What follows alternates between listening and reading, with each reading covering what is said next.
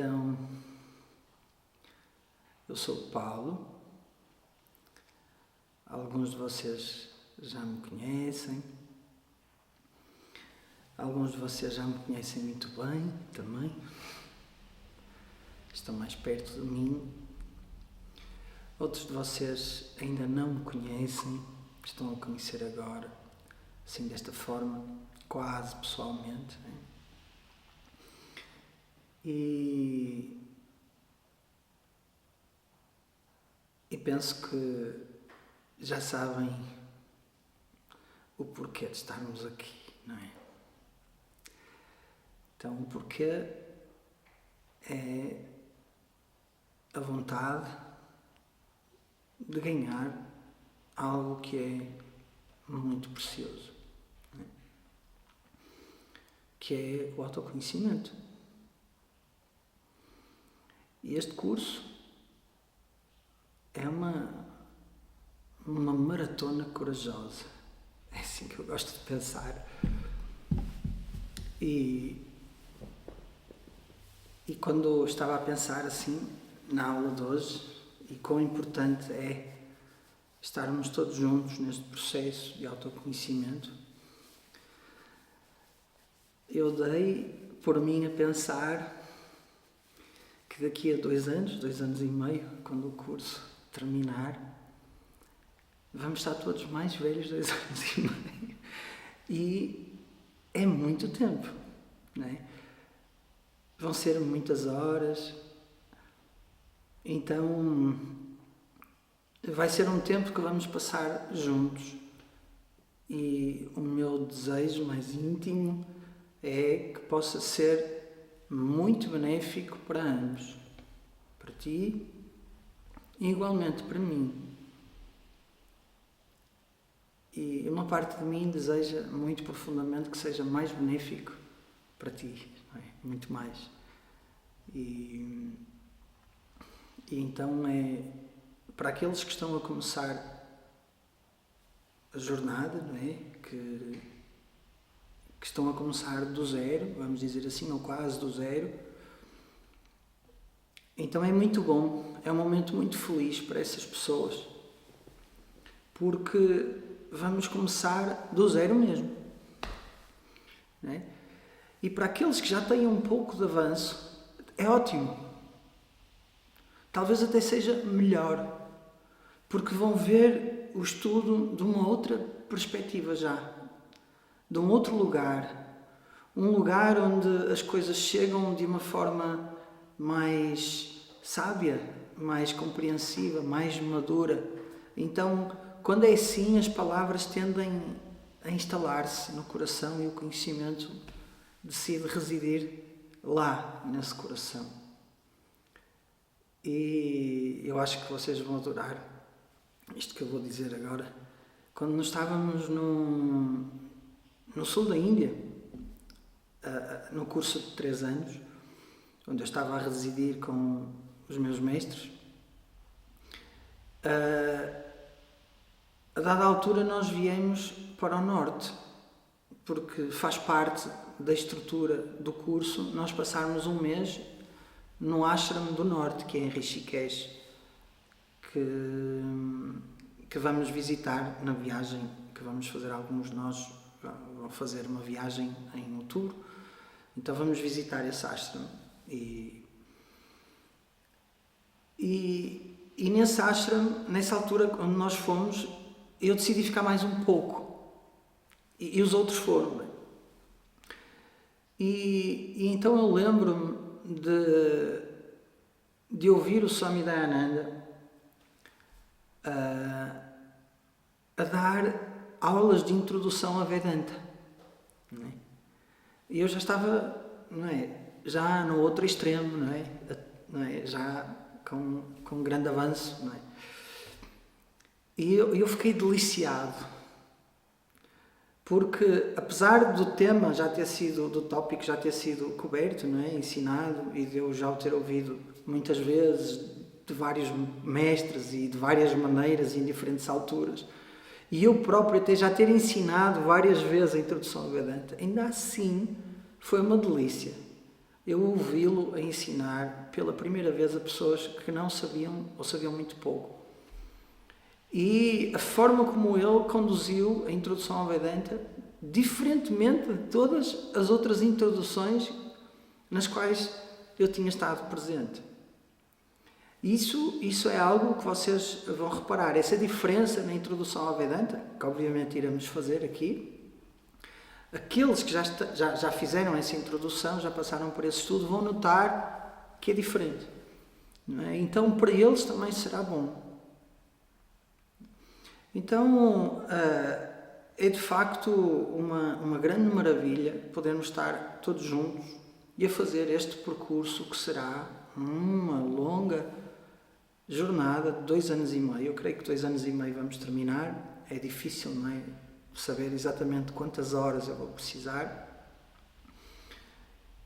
E o que eu desejo, sinceramente, é aquilo que eu peço aos mestres e a Ishvara, ao universo, é que possamos juntos ter a coragem, a resiliência, a força de vontade e o compromisso de estarmos juntos nesta maratona, onde cada um tem o seu caminho, cada um tem a sua viagem interna, cada um tem a sua aprendizagem para fazer e onde cada um, eu tenho a certeza absoluta, vai beneficiar imenso com as coisas que vão ser ensinadas nestas aulas. E alguns de vocês já sabem qual é a obra.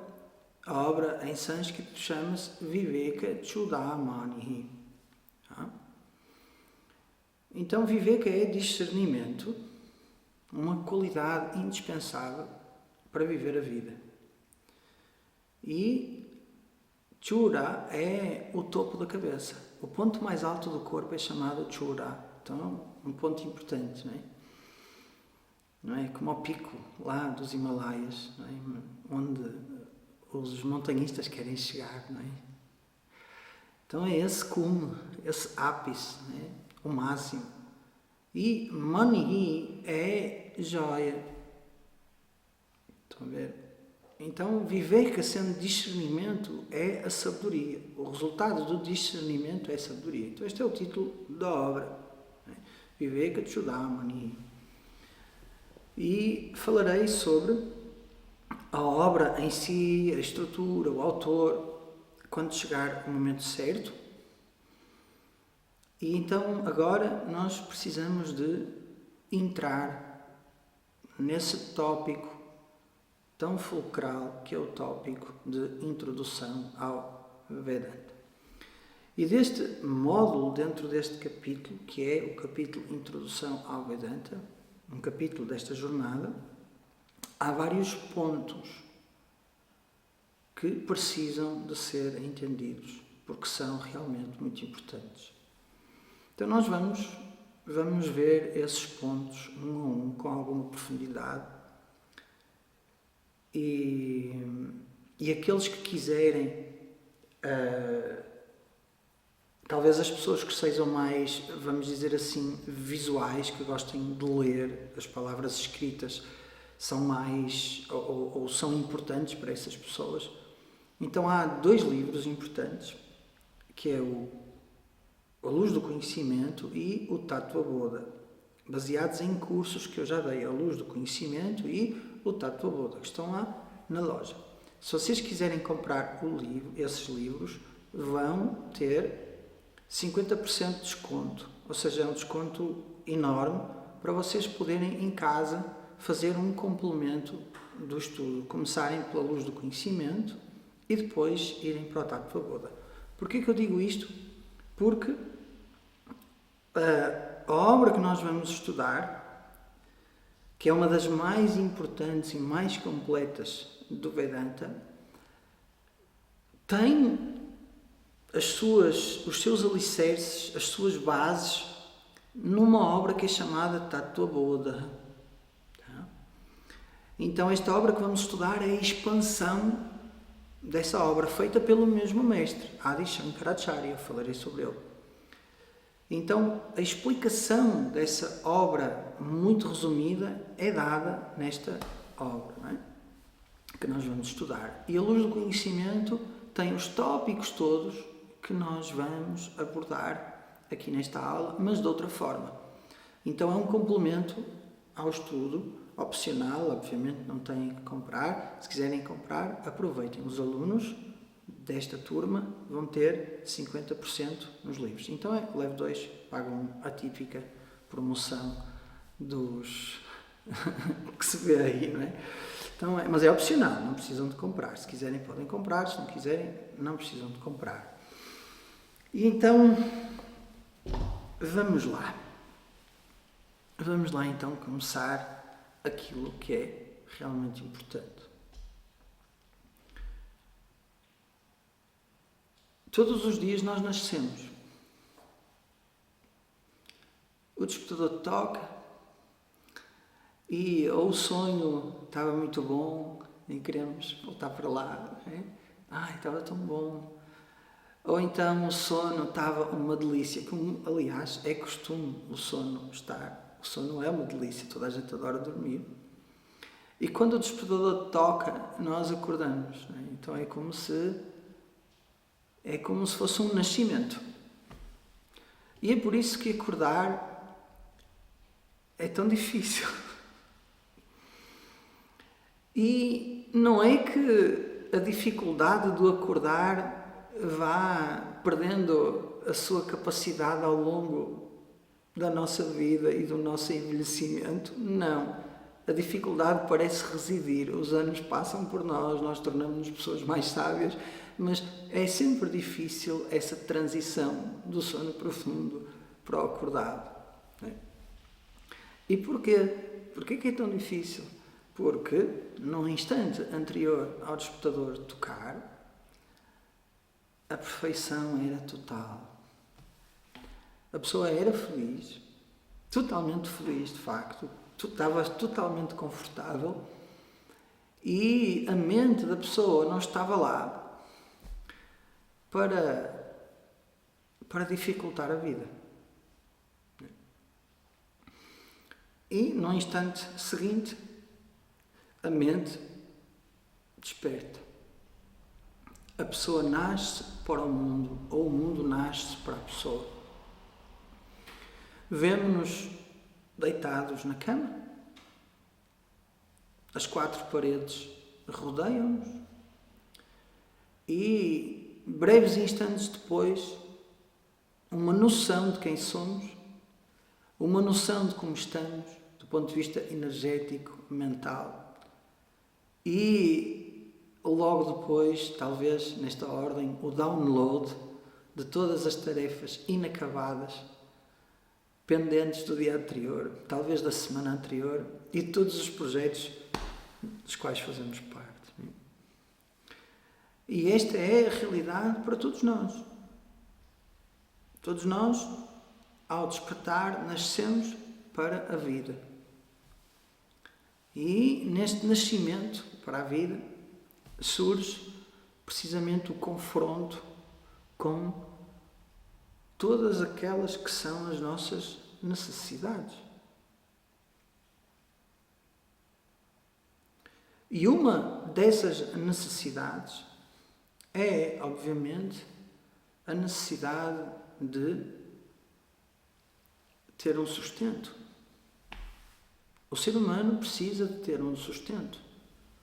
Não é? E então, uma parte instintiva na pessoa, naturalmente, se foca no ganho desse sustento, dessa necessidade básica que é eu poder ter alimento, eu poder ter segurança, eu poder ter tudo aquilo que realmente eu preciso para poder sobreviver nesta vida. E por isso é que cada um de nós tem um trabalho, investe o seu dinheiro. Não é só porque gostamos do nosso trabalho, é porque há uma necessidade básica e instintiva que precisa de ser suprida.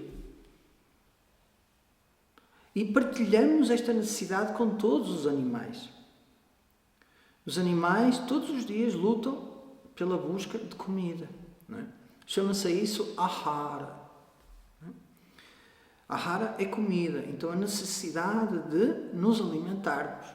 A necessidade que nós temos de, através do nosso dinheiro, porque obviamente é um objetivo das nossas vidas, conseguirmos ter o nosso sustento financeiro para depois trocarmos esse sustento financeiro, esse dinheiro, pelo nosso alimento. A sociedade neste momento está neste ponto.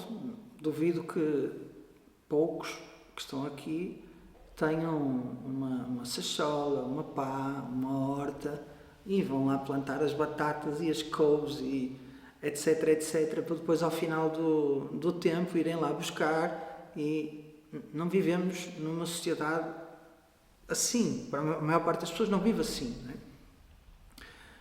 E esse estilo de vida até é muito bonito, mais natural, não é? mais cativante até, não é? Porque é menos estressante. Mas para a maior parte de nós, essa não é a realidade. Nós levantamos de manhã e vamos trabalhar. Para ao final do mês temos um ordenado, porque temos que comer, temos as contas para pagar, etc, etc. Então, a ahara é esse objetivo, essa necessidade conjunta que nós partilhamos com todos os outros animais, todos os outros seres vivos, na realidade, que é a busca por alimento. E sem esta necessidade estar garantida, a vida é uma grande dificuldade. Não é? Vejam, quando não há alimento e a fome realmente é demais, as pessoas não conseguem fazer outra coisa senão ir procurar comida. E então é esta a necessidade. Não é? Outra necessidade que nós partilhamos com os animais é chamada meitunam. Meitunam é a procriação. Alguns de vocês, se calhar, já ouviram esta palavra, meituna. É também um signo Gêmeos na astrologia védica. E é a necessidade que existe, tanto por parte do homem quanto da mulher e nos restantes seres vivos, de procriar e dar continuidade à espécie. Chama-se meitunam. Então, esta é uma necessidade básica que todos nós temos e que partilhamos com os animais. Depois, há outra necessidade, que é a bhaya prapti, ou bhaya nivrati, que é alcançar para si um estado de ausência de medo, de ausência de perigo. Qualquer animal, qualquer ser vivo, é sensível ao perigo. E na presença do perigo, foge para encontrar o lugar, o tempo, a altura onde esse perigo não ameaça mais, esse perigo não existe. E isto é comum para nós. Aliás, em nós humanos é mais complicado, porque a forma como nós nos sentimos ameaçados pela sociedade é mais abrupta, muito mais difícil do que geralmente para os outros animais. Os outros animais estão em confronto com um perigo direto. Não é? Imaginemos um animal herbívoro, não é? Foge de um predador como um leão, um tigre, um leopardo. Não é? Imaginemos uma pequena gazela. Não é? Ela sente o perigo e foge o máximo que pode. Não é? Nós não fugimos assim, não é? Dos leões aqui na cidade, não fugimos dos leões, não é? E dos tigres. Mas vivemos num constante perigo social. Então o nosso despertador, o nosso alarme do perigo é despertado no trabalho, pela pressão, na família, o medo da perda, a nossa própria saúde, porque somos mais conscientes, pensamos mais, não é? E isso é um problema para os humanos, para nós. Apesar de partilharmos essa necessidade básica com todos os outros seres vivos, porque uma plantinha, não é? Também tem medo. Fizeram experiências científicas, não é? Como é que era a reação de uma planta quando alguém se aproximava com palavras carinhosas e com água e a regar, e era totalmente diferente quando se aproximava um sujeito com uma machada a dizer vou-te cortar, não é? Então, os animais sentem o perigo, nós sentimos o perigo, porque há a necessidade de autoproteção. Então, a busca pela autoproteção, a busca pela preservação da vida é partilhada entre todos nós. E, finalmente, há a busca por nidra, a busca por descanso. A necessidade de descanso, na realidade, que nós partilhamos com os outros animais. E, nisto, nós temos proporções diferentes. Há pessoas que precisam dormir muito, 8 horas, há outras que dormem menos. E cada um de nós, incluindo os animais, vão ter uma necessidade de descansar, de fazer um reset, não é? De apagar para o mundo, e ainda bem, graças a Deus. Não é? Porque quando dormimos, parece haver um reset total do ponto de vista emocional, e ainda bem que o mundo se apaga por algumas horas, porque reunimos força, reunimos clareza, reunimos energia para o próximo dia. Não é?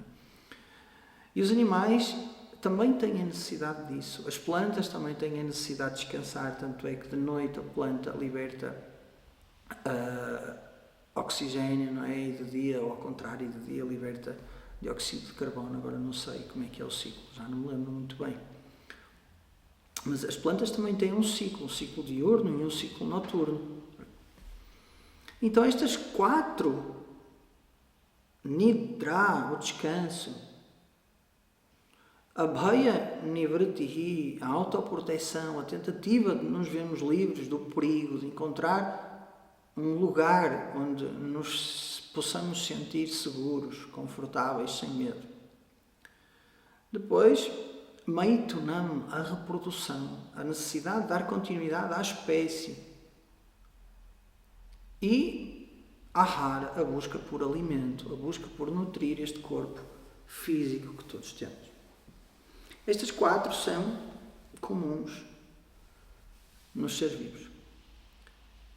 E em sânscrito nós chamamos a todos os seres vivos Chetana, seres sencientes. Chetana, é assim que se chama. Todos os outros são Achetana, insencientes. Ou seja, não têm, vamos dizer assim, um corpo sutil que lhes permita interagir com o mundo, como uma pedra, por exemplo. Não é? E então o mundo divide-se nestas 2 categorias, os vivos e os não vivos, e os vivos, nos quais nós nos encontramos, obviamente, partilham estas 4 necessidades básicas. Não é? E agora a pergunta é, mas o que é que nos distingue, afinal, de todos os outros seres vivos? E aquilo que nos distingue é a maior bênção que cada um tem e, ao mesmo tempo, vamos dizer assim, o potencial para ser a maior maldição.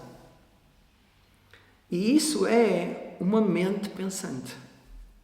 Eu vou explicar porque é que pode ser uma bênção e porque é que pode ser uma maldição. Esta mente que pensa, ela tem a capacidade de planear o futuro. Tem a capacidade de escolher informadamente.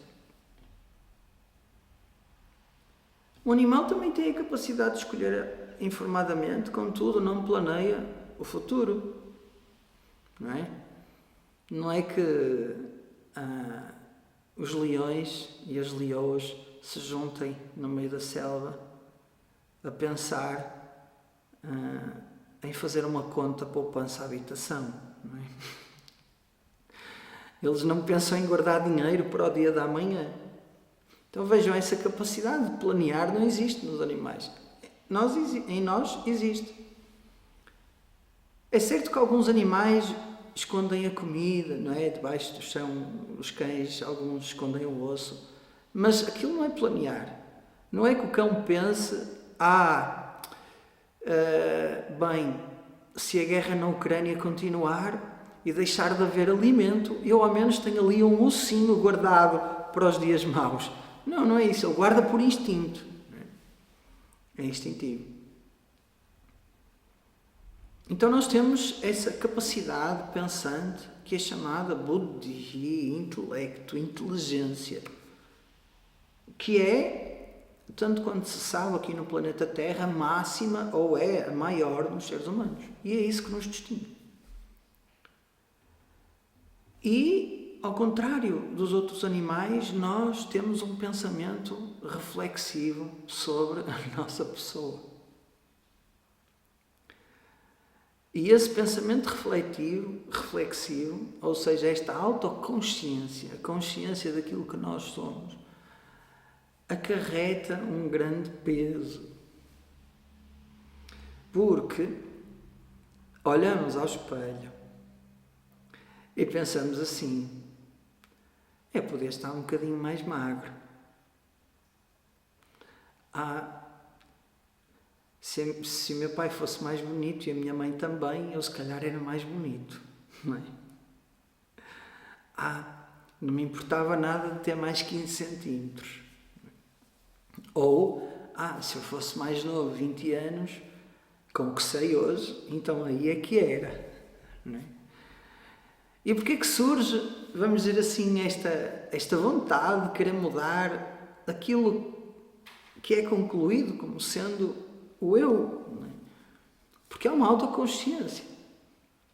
E a pessoa não precisa de se olhar ao espelho para isso. A pessoa senta-se, põe-se a pensar e diz assim: eu não gosto da minha vida. Não me agrada a minha vida. Há coisas aqui que não gosto. Não é? Então vejam esta capacidade de pensar, inteligência, que é chamada em sânscrito buddhi, inteligência, ou matihi também, ela dispara para os dois lados. Dispara uma bênção. Porquê? Porque temos uma mente criativa. Podemos criar coisas, podemos aprender, podemos ler, podemos dedicar o nosso tempo às artes, à sensibilidade, podemos conversar sobre ideias abstratas com alguém, podemos exprimir os nossos sentimentos de uma forma tão eloquente, podemos estabelecer contactos com os outros seres humanos por causa desta nossa mente, contactos significativos, podemos até entender os outros animais. Então esta mente é, vamos dizer assim, a expressão criativa de uma força criativa que ultrapassa a própria mente, que é a força criativa presente no universo. E nós somos brindados com essa capacidade, entre os seres vivos, com mais potencial. Fomos mais brindados, por assim dizer. Então dispara no sentido da bênção essa capacidade, essa inteligência criativa, que é uma Shakti, na realidade. Shakti é um poder, uma capacidade do universo, e ao mesmo tempo abre a possibilidade, dispara a pessoa para a autoconsciência. Então a pessoa dá por ela a pensar: eu gostava de ter mais cabelo, ou eu gostava de ser mais inteligente, eu gostava de ter mais dinheiro, eu não gosto da minha cor de pele, gostava de ser mais rosadinho. E é interessante, não é? Pegamos numa pessoa que seja rosadinha, são aquelas pessoas que coram muito facilmente, não é? Ficam com vergonha, coram muito facilmente. E pegamos numa pessoa que seja mais pálida, um pouquinho, não é? Mais branca. E a pessoa, no seu íntimo, uma pessoa rosadinha e vermelha, pensa assim: porquê que eu sou tão rosado? Podia ser um bocadinho mais branca, mais morena, não se notava, não é? E qualquer coisa fico logo com vergonha, toda a gente sabe que eu estou vermelho. E é interessante, não é? Que as pessoas com muita vergonha e que ficam coradas facilmente, o mecanismo é ironicamente, como se diz, peculiar, e dá-nos vontade de rir. Porquê? Porque a pessoa que cora com facilidade, não é? Quer se esconder. A vergonha é a emoção da pessoa querer desaparecer, não é? Tirem-me daqui. Mas o que é que faz o corpo? O corpo mostra-se com a cor mais visível que existe, que é o vermelho. Por isso é que o vermelho está nos semáforos, não é? Nos sinais de trânsito. Então o que é que acontece? A pessoa que se quer esconder por vergonha mostra-se, não é? Fica ali o mais visível possível. E as outras pessoas identificam a vergonha. E isto é um ciclo, é uma espiral ascendente. As outras pessoas identificam a vergonha, a pessoa que está com vergonha identifica que as outras pessoas identificaram a vergonha e naquele segundo fica vermelha como um tomate bem maduro, não é? E não há nada a fazer, a não ser esperar que o rosto fique novamente à temperatura normal, não é? Porque uma das características da vergonha é o rosto ficar muito quente, não é? E a pessoa, aposto que estou vermelha, aposto que estou muito vermelha, não é? E então vejam, essa pessoa rosadinha, ela gostava de ser diferente. E a pessoa que é branca olha só ao espelho e pensa assim, estou muito branco, tenho que apanhar sol. Eu preciso de vitamina D, não é? Gostaria de ser, se calhar, um bocadinho mais rosado, gostaria de ser diferente, não é? A pessoa tem os cabelos curtos, não é? Os cabelos ondulados, aliás, não é? Adoraria ter cabelos lisos, não é? E é por isso que todos os domingos, não é? Ela vai ao salão de beleza, ao cabeleireiro, esticar o cabelo, não é? E é claro que à segunda-feira, pronto, se ela foi ao domingo, à segunda-feira, quando acorda, já não está tão esticado o cabelo. E a pessoa que tem o cabelo liso por natureza não tem ondas no cabelo, então vai ao salão de beleza para criar ondas, não é? Isto porque cada um tem autoconsciência. Não é que uma vaquinha fica a pensar num dia mais cinzento, não gosto das minhas manchas. As minhas manchas são assimétricas. Eu acho que estou com um bocadinho de peso, não é? E uma vaquinha não tem problemas relativamente às suas manchas. Não é que um pardal pense, o meu cantar não é bom. Não é que um pardal, quem me dera voar da maneira que aquele pássaro voa. Isso não acontece. Porque os animais não têm essa autoconsciência que nós temos. E então a autoconsciência é a fonte de todos os complexos que o ser humano tem. E os animais não têm esses complexos. Simplesmente não têm esses complexos. Podem ficar traumatizados com eventos traumáticos, obviamente, tal como nós, mas não têm a propensão para viver uma vida limitadamente por esses complexos. Devido a esses complexos. E os complexos são muitos.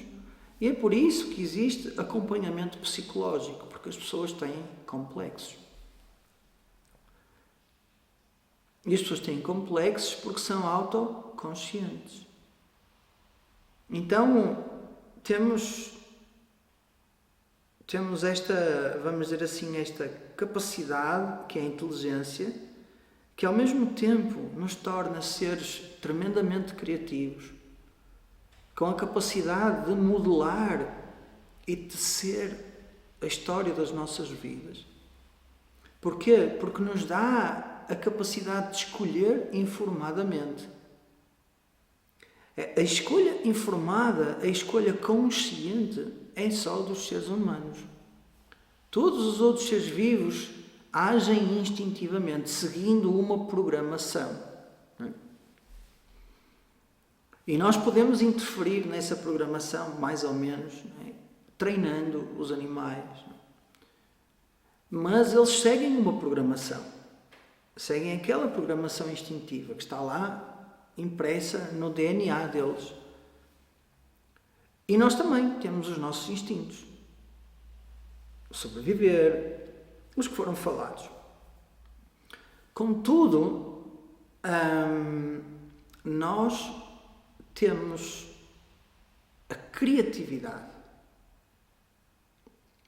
Temos essa energia, essa capacidade, esse poder de criar, de fazer diferente. Temos a capacidade de fazer diferente ou então não fazer.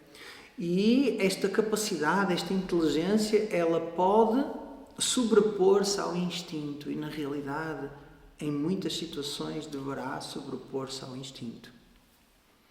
Então vejam, esta inteligência, ela traz junto com ela, quando nós nascemos como humanos, uma liberdade e uma responsabilidade. Estão comigo? Traz. Ser inteligente significa criar, ter a liberdade de criar. A liberdade de criar é-nos concedida, vem de fábrica com o ser humano. Um cão é sempre um cão, faz coisas de cães, não é? Faz coisas caninas.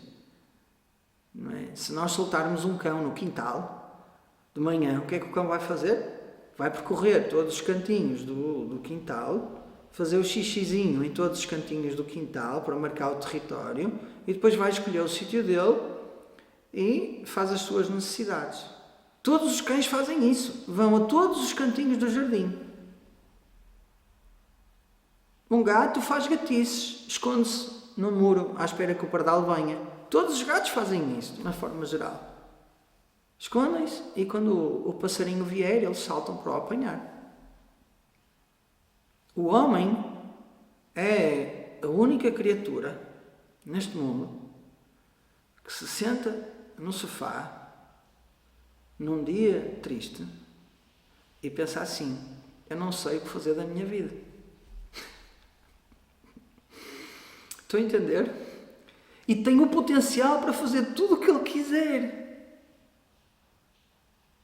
Um cão não tem o potencial para fazer tudo o que ele quiser, porque será um cão limitado pelo condicionamento instintivo que está no DNA dele para ser um cão. O homem não. O homem é mulher, pode ser cozinheiro, pode ser médico, pode ser ator, pode ser viajante, pode até não ser nada, ser um monge renunciante. O potencial está tudo ali. Porquê? Porque com esta inteligência, que é uma dádiva, vem essa liberdade de escolhermos o que fazer com as nossas vidas.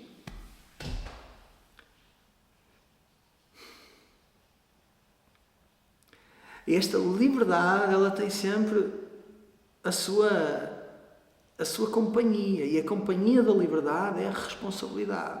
Estão a entender? E é por isso que nós vamos presos. Nós não vamos, mas é por isso que as pessoas vão presas, porque abusam dessa liberdade, que de alguma forma socialmente é estabelecida através das leis criminais, correto? Então, um animal, um burro, se der um cavalo, se der um coice ao seu dono, não é que o cavalo vá ficar a estar todo a pensar porque é que deu o coice ao dono, que não devia ter dado, coitadinho dele, agora está manco, como é que ele vai trazer a palha para eu comer? Afinal de contas ele cuidou de mim a vida toda e agora eu dei-lhe um coice, mas que mau burro eu sou, não devia ser assim, os meus pais não fizeram isso aos tratadores deles, não é? Um burro não fica com estes problemas de consciência todos, simplesmente porque deu um coice. O burro sente, dá um coice e fica por aí, não é? Sente-se ameaçado e responde. O ser humano sente-se ameaçado, mas tem a liberdade para escolher informadamente. Tem a liberdade para criar a sua ação. Tem a liberdade para tecer o seu caminho nesta vida. Posso fazer, posso não fazer, posso fazer diferente. E diferente significa fazer melhor ou pior, ou de uma forma que não tem nada a ver.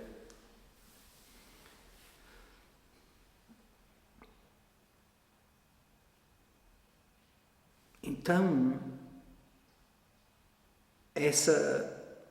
vamos dizer assim, essa tela em branco que é a nossa vida, ela tem duas forças que partem da mesma capacidade, que é a força da responsabilidade e a força da liberdade. Liberdade para escolher, mas escolher informadamente. E então, o que nós escolhemos fazer das nossas vidas é, de facto, vamos dizer assim, aquilo que realmente importa ao final do dia. O que é que eu quero fazer da minha vida? Esta é a pergunta que qualquer ser humano tem que pôr a si mesmo.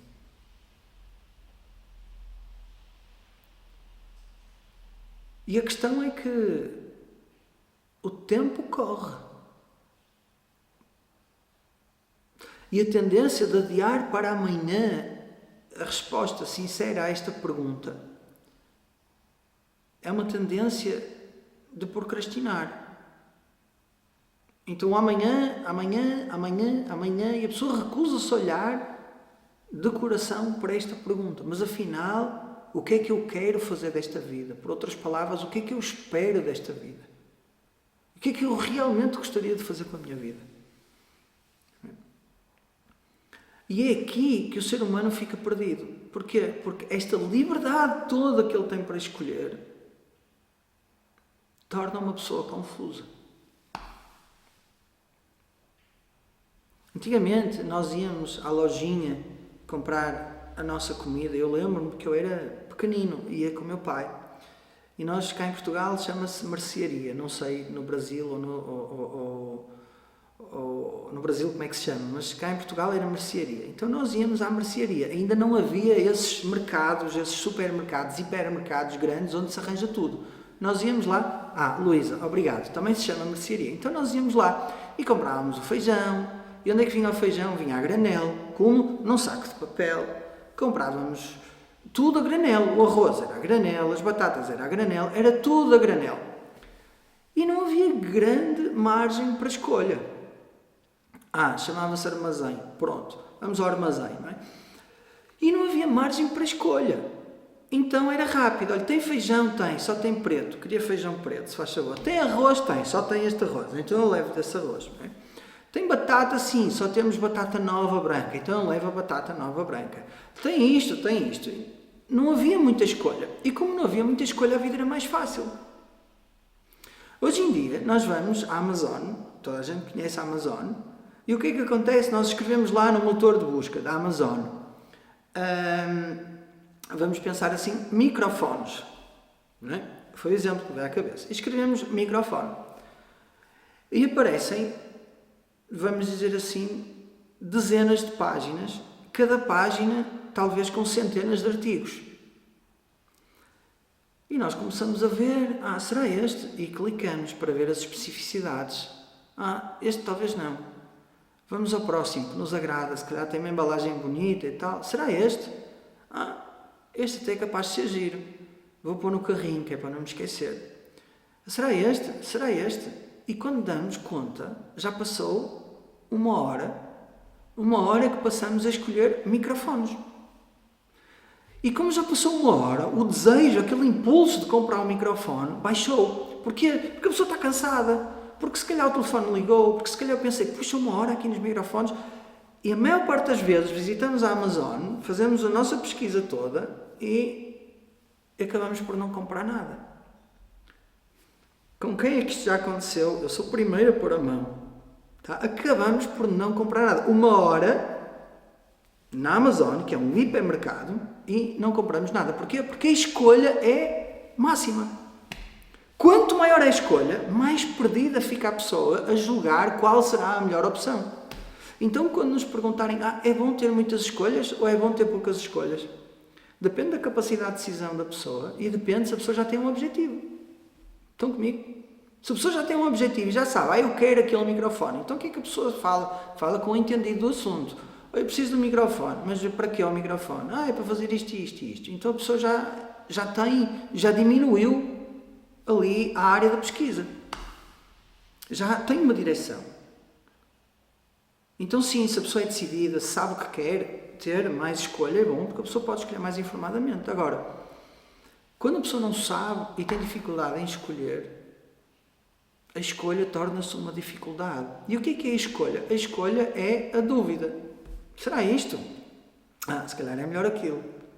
Será isto? Se calhar é melhor aquilo.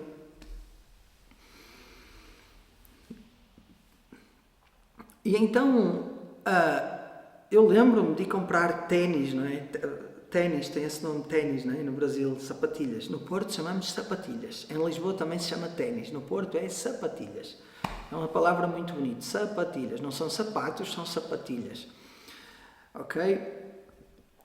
E eu lembro-me, obviamente, de ir com o meu pai, com a minha mãe, e não havia muita escolha. E eu não é que eu me importasse muito com o calçado, mas não havia. Hoje em dia a escolha é tanta. a pessoa não sabe o que é que há de escolher, fica perdida. Agora vejam, qual é o maior hipermercado que existe? É a própria vida. Perguntem a um homem de negócios o que é a vida. Ele vai-vos dizer, é o maior hipermercado que existe. Porquê? Porque as escolhas são infinitas. Então vejam, um ser humano desinformado sobre o que é a própria vida, desinformado sobre até si mesmo, não sabe o que é que quer fazer, perante um universo, que é este planeta Terra, com infinitas opções. Como é que a pessoa há de escolher, sabiamente? O que fazer, quando fazer, como fazer? Torna-se labiríntico. Muito difícil. E hoje em dia, vamos dizer assim, os modelos comportamentais que inspiram as crianças são diferentes dos modelos de antigamente. As crianças hoje, o que é que têm como modelo? O TikTok, o Instagram, as redes sociais.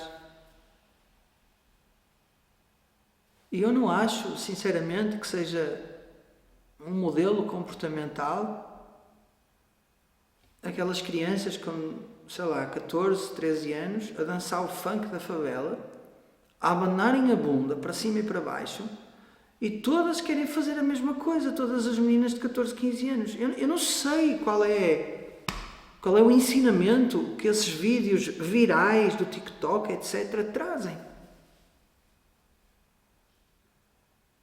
Antigamente os modelos comportamentais eram passados por histórias, por contos, pelos pais, pelos avós. E então, adotando esses modelos comportamentais, a pessoa começa a escolher mais informadamente, traça um rumo, não é? E escolher algo que traga algo do bom para si. Estão comigo? Que traga algo de bom para si. Então, porquê? Porque nós somos, entre aspas, seres que mimetizam o comportamento dos outros. Vamos dizer assim, talvez 3, 4%, há estudos feitos, não é? Dos homens são pioneiros em alguma coisa. Criam algo novo, criam um caminho que até então não foi trilhado. E depois a maior parte das pessoas trilha esse caminho. Então o ser humano precisa de uma orientação para viver. E a orientação tem que ser boa, porque em último caso, se não for boa, a vida da pessoa não é boa. E a pessoa cai num caminho de autodestruição. Então vejam, esta inteligência que cada ser humano tem é ao mesmo tempo uma grande bênção e ao mesmo tempo pode ser uma grande maldição. E é-o, na realidade.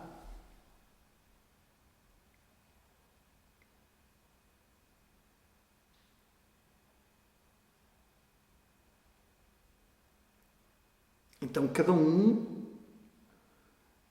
vai decidir.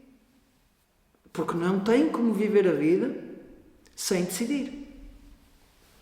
Porque a vida é uma sucessão de decisões.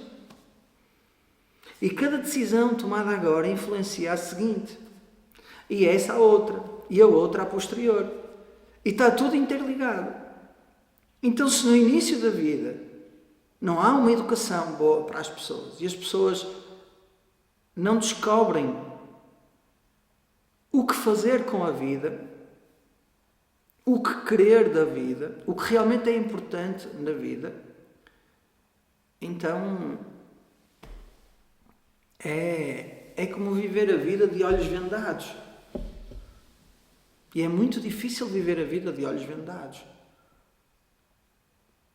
Porque a vida é cheia de obstáculos, é cheia de coisas difíceis, às vezes é injusta, não sei se às vezes, se é mais, parece injusta, pelo menos na nossa ótica, não é? Nós concluímos que é injusta, especialmente se a injustiça foi connosco, não é?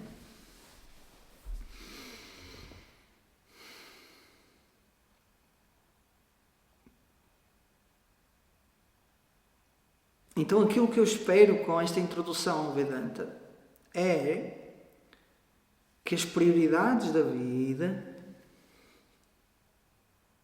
que as escolhas da vida, que o propósito da vida se tornem claros para todos.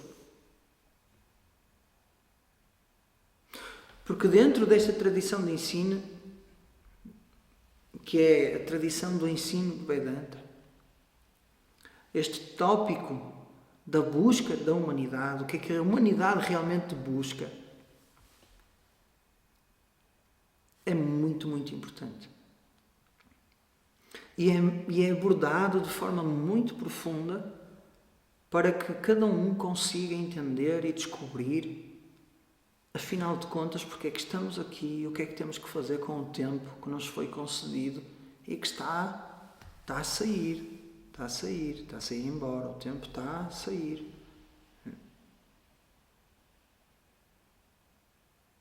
Então é uma tradição voltada para o benefício da humanidade. O propósito do Vedanta só é que é o benefício máximo do ser humano. E quando eu digo o benefício máximo do ser humano, eu estou a falar o máximo benefício para ti, para si.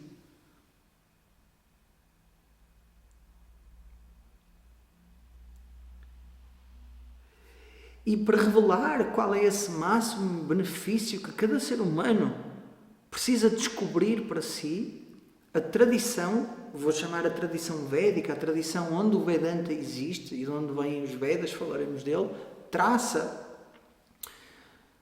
4 buscas dos seres humanos,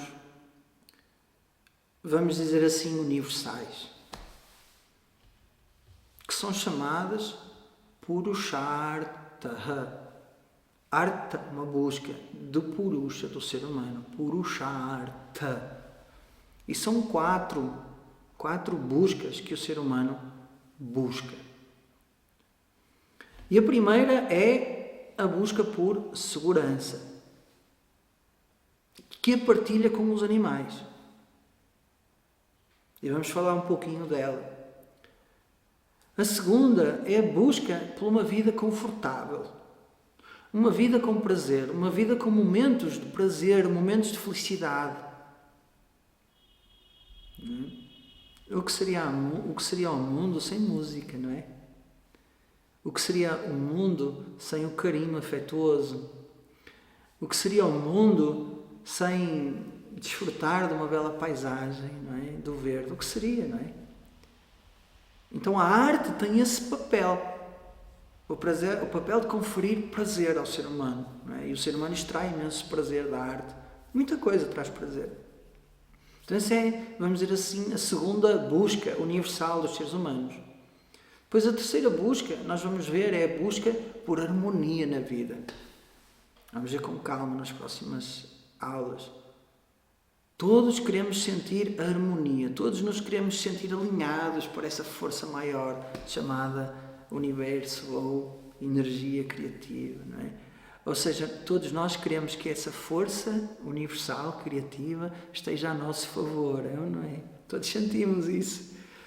É como aquele surfista, não é? Que quer surfar a onda, quer estar no sítio certo da onda e desfrutar, não é? Estar ali em harmonia, naquele lugar certinho da onda, não é? Todos nós queremos isso da vida. Quando, a cada momento, essa harmonia, essa busca por estar em sintonia com o todo. Né? E finalmente há a última busca, a busca mais elevada de todas, que é a busca pela libertação do sofrimento existencial. E então todos os seres humanos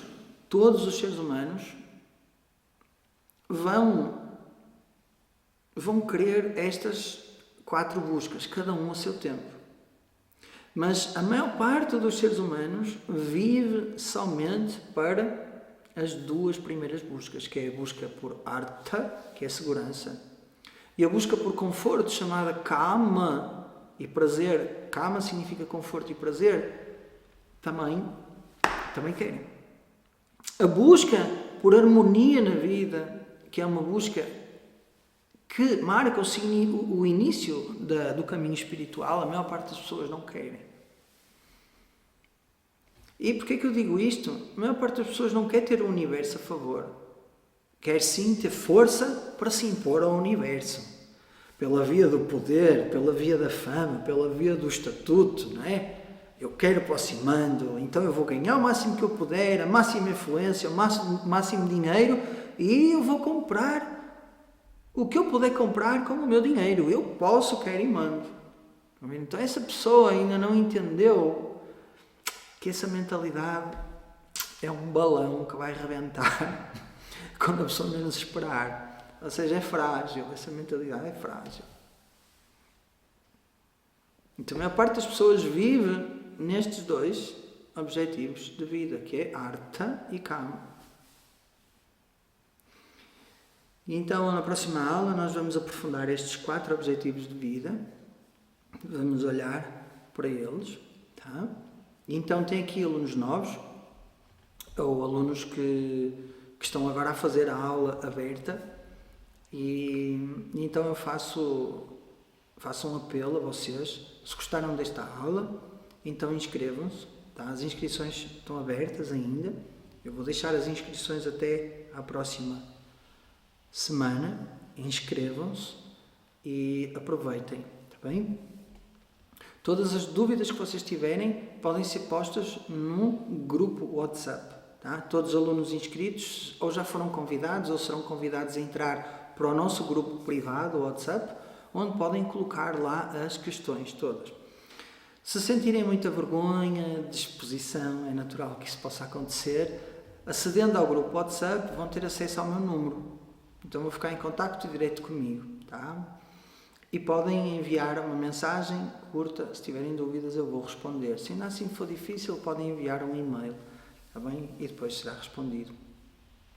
Então agora nestes últimos instantes, eu vou querer falar com cada um de vocês um bocadinho, para vos conhecer, porque é a primeira aula, e vou só fazer um mantra para terminarmos aqui a nossa aula. Om Purnamadav Purnamidam Purnat Purnamudachyate Purnasya Purnamadaya Purnameva Vasishyate. Om Shanti Shanti Shanti. Harihi Om Shri Gurubhyo Namaha. Harihi Om.